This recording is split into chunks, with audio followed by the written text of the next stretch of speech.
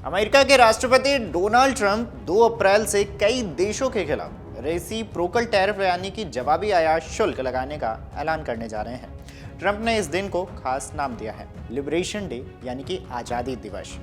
हालांकि उनके इस ऐलान को आर्थिक मामलों के जानकार ने दुनिया के खिलाफ व्यापार युद्ध छेड़ने का दिन करार दिया है।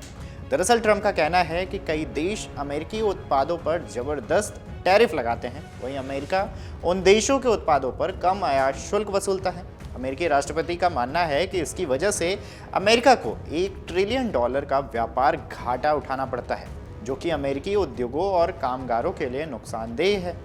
ऐसे में यह जानना अहम है कि आखिर डोनाल्ड ट्रंप आज आयात शुल्क पर क्या बड़े ऐलान कर सकते हैं। उनके टैरिफ से जुड़े ऐलान की जद में कौन कौन से देश आ सकते हैं।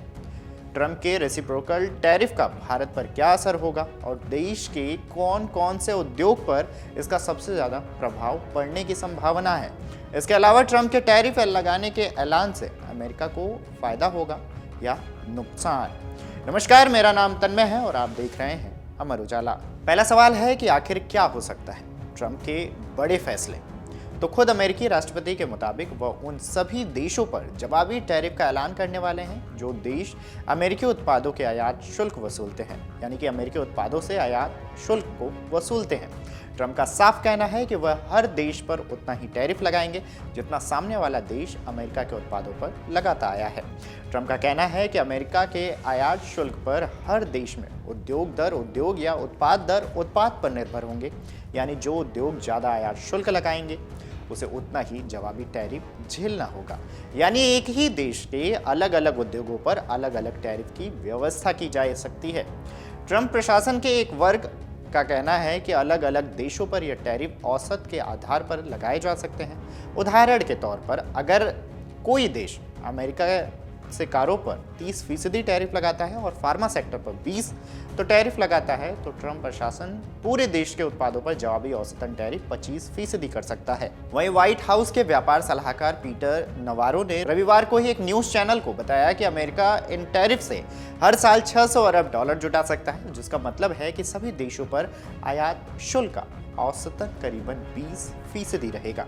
अब दूसरा सवाल यह है कि आखिर ट्रंप के टैरिफ की जद में कौन कौन से देश आ सकते हैं। तो बता दें कि ट्रंप ने अब तक कई देशों पर टैरिफ लगाने की चेतावनी दी है। सबसे पहले उनके निशाने पर चीन, कनाडा और मैक्सिको रहे थे। इसके बाद उन्होंने कई मौकों पर अपने बाकी सहयोगियों यानी कि यूरोपीय संघ, दक्षिण कोरिया, भारत, ब्राजील आदि के नाम लिए थे। अपने सबसे ताज़ा बयान में उन्होंने यानी कि अपने जो तब सबसे ताज़ा बयान दिया था उन्होंने, उसमें ट्रंप ने कहा था कि हम सभी देशों से शुरुआत करना चाहेंगे, देखते हैं आगे क्या होता है। उनके इस बयान के बाद यह साफ नहीं हो पाया है कि ट्रंप 2 अप्रैल को पुख्ता तौर पर किन किन देशों को टैरिफ की जद में ला सकते हैं।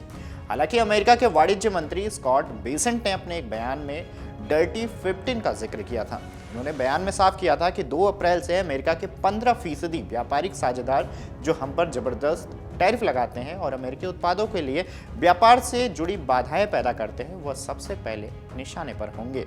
अमेरिकी वाणिज्य मंत्रालय का साल 2024 का अगर डेटा देखा जाए तो सामने आता है कि अमेरिका को व्यापार घाटा कुछ देशों से सबसे ज्यादा है। इनमें सबसे ऊपर चीन है। जी हाँ, चीन। बताया जाता है कि इन देशों का अमेरिका के साथ सबसे ज्यादा व्यापार असंतुलन है और ऐसे में ट्रंप प्रशासन नए टैरिफ की जद में यह देश शामिल हो सकते हैं।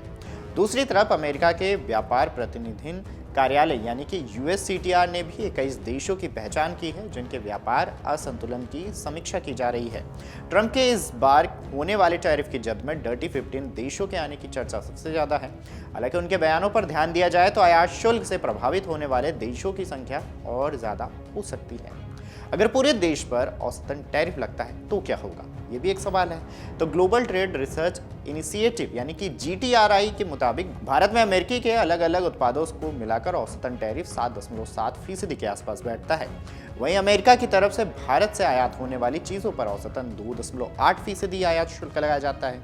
यानी कि साफ शब्दों में कहें तो दोनों देशों के बीच औसतन टैरिफ में करीबन 4 से 9% का फर्क है। यानी अगर ट्रंप भारत के सभी उत्पादों पर टैरिफ लगाने का ऐलान करते हैं तो वह आयात शुल्क को पहले से 4.9% बढ़ाने की घोषणा कर सकते हैं।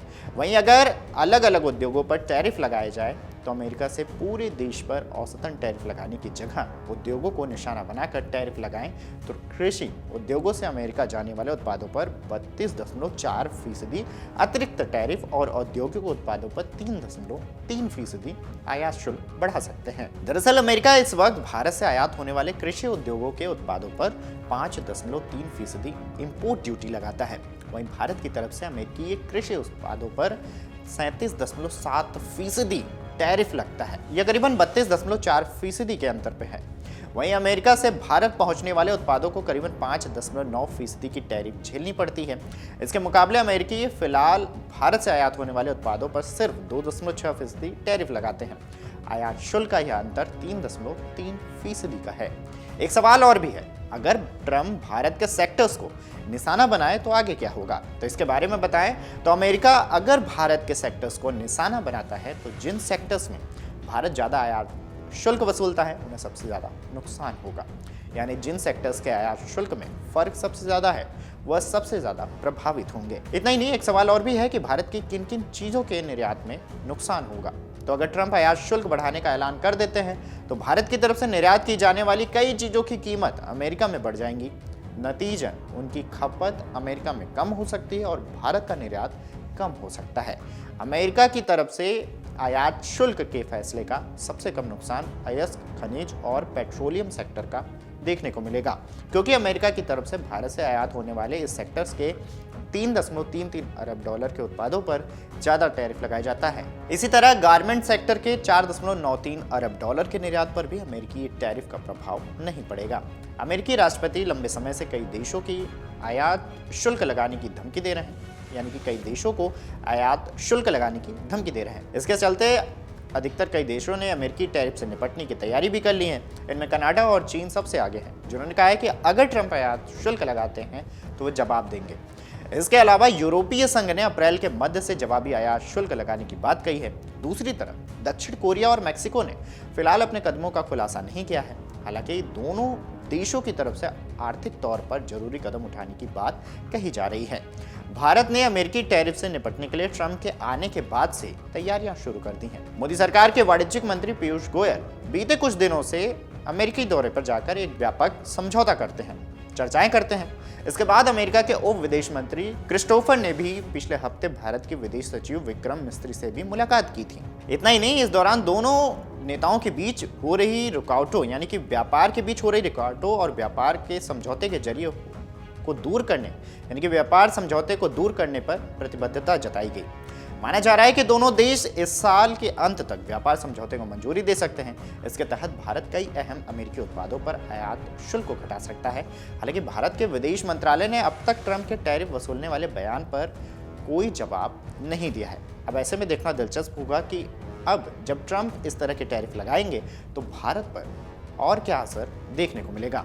अगर आप ये वीडियो YouTube पर देख रहे हैं तो हमारे चैनल को सब्सक्राइब कर बेल आइकन दबाएं और Facebook पर देख रहे हैं तो हमारे पेज को लाइक करें।